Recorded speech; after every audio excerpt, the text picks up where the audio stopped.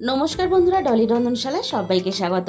আর আজকে তোমাদের সাথে শেয়ার করব পালং শাক দিয়ে মুসুর ডালের দুর্দান্ত স্বাদের একটা রেসিপি। আর যে কোনো সবুজ শাক মানেই কিন্তু ভিটামিন, আর তার সাথে রয়েছে মুসুর ডাল। দুটোই কিন্তু আমাদের শরীর ও স্বাস্থ্যের জন্য খুবই পুষ্টিকর, আর দুটোই কিন্তু আমি রান্নাতে ব্যবহার করেছি। আর এইভাবে যদি মুসুর ডাল দিয়ে পালং শাক রান্না করো, তাহলে কিন্তু গরম গরম ভাতের সাথে আলু সিদ্ধ ছাড়া আর কিছুই লাগবে না। এখানে আমি এক আটির একটু কম পালং শাক ছোট ছোট করে কেটে নিয়েছি। আর পালং শাক দিয়ে ডাল রান্না করলে এরকম কিন্তু একটু ছোট করে কেটে নিতে হবে। আর সাথেই আমি এখানে নিয়েছি মুসুর ডাল। আমি আমার মতন হিসাব করে মুসুর ডাল নিয়েছি, আমার যতটা প্রয়োজন ততটা নিয়েছি। তোমরা তোমাদের প্রয়োজন মতো মুসুর ডাল বা পালং শাকের পরিমাণটা বাড়িয়ে বা কমিয়ে নিতে পারো। আর আমাদের প্রত্যেকের বাড়িতেই কিন্তু কম বেশি প্রত্যেক দিনই প্রায় মুসুর ডাল হয়।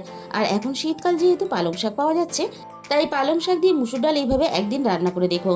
এই রান্নার স্বাদ কিন্তু হয় দুর্দান্ত। তাহলে চলো রেসিপিটা আমি কিভাবে বানিয়েছি সেটা দেখে নেওয়া যাক। প্রথমে আমি কড়াইয়ের মধ্যে পরিমাণ মতো জল দিয়ে দিলাম। আমি ডাল রান্নার জন্য এখানে একসাথেই জলটাকে দিয়ে দিলাম। জলটা দেখো হালকা উষ্ণ করতে শুরু করে দিয়েছে। এবার আমি ধুয়ে রাখা মুসুর ডালগুলোকে জলের মধ্যে দিয়ে দেবো সিদ্ধ হওয়ার জন্য।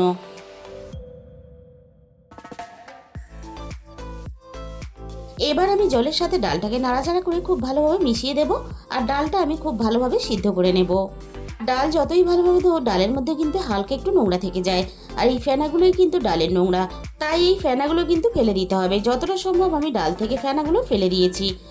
ডালটা আমি আরও একটু সময় নিয়ে খুব ভালোভাবে সিদ্ধ করে নেব। ডাল দেখো খুব ভালোভাবে এখানে সিদ্ধ হয়ে গেছে। আর মুসুর ডাল যদি খুব ভালোভাবে সিদ্ধ না হয়, তাহলে সেই ডালের কিন্তু স্বাদ ভালো হয় না। তাই মুসুর ডালটাকে খুব ভালোভাবে এইভাবে সিদ্ধ করে নিতে হবে। এবার আমি ডালের মধ্যে দিয়ে দিলাম স্বাদ মতো লবণ, আর দিয়ে দেবো অল্প একটু হলুদের গুঁড়ো।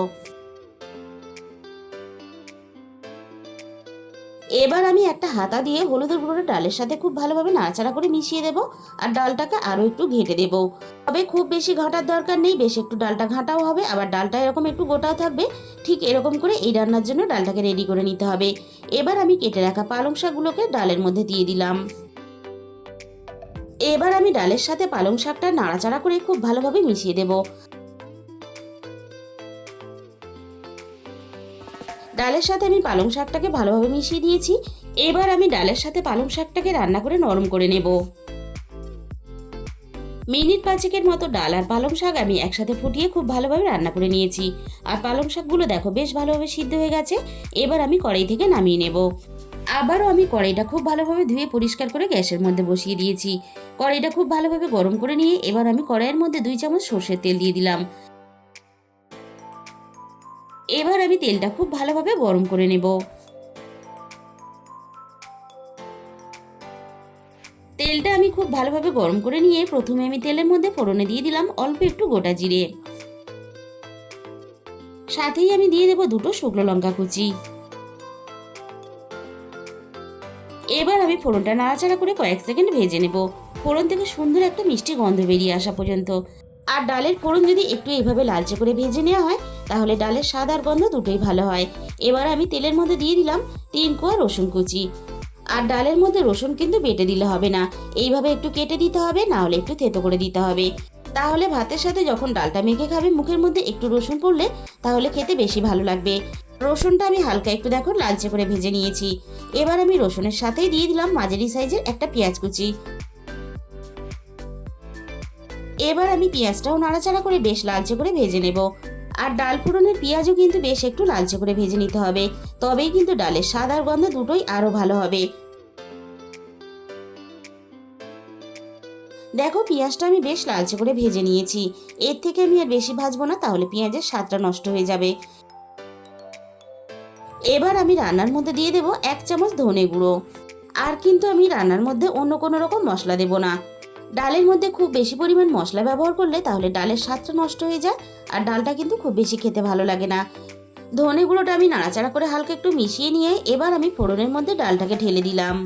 আর ফোড়নের মধ্যে ডালটাকে এইভাবে ঢেলে দেওয়ার সাথে সাথে ডালের একটা সুন্দর মিষ্টি গন্ধ পুরো বাড়ি কিন্তু ছড়িয়ে পড়বে। আর তোমরা যখন রান্না করবে তখন তোমরা নিজেরাই বুঝতে পারবে।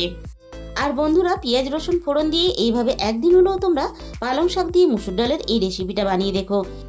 গরম গরম ভাত, রুটি, পরোটা সবকিছুর সাথেই খেতে কিন্তু দুর্দান্ত লাগে। ডালটা আমি ফোড়নের সাথে নাড়াচাড়া করে খুব ভালোভাবে মিশিয়ে দিয়েছি। ডালটা হালকা একটু ফুটে উঠেছে। এবার আমি রান্নার মধ্যে স্বাদ মতো অল্প একটু চিনি দিয়ে দেবো। তবে চিনিটা পুরোপুরি অপশনাল, তোমরা চাইলে দিতেও পারো, নাও দিতে পারো। তবে চিনিটা দিলে স্বাদের ব্যালেন্সটা ঠিক থাকে।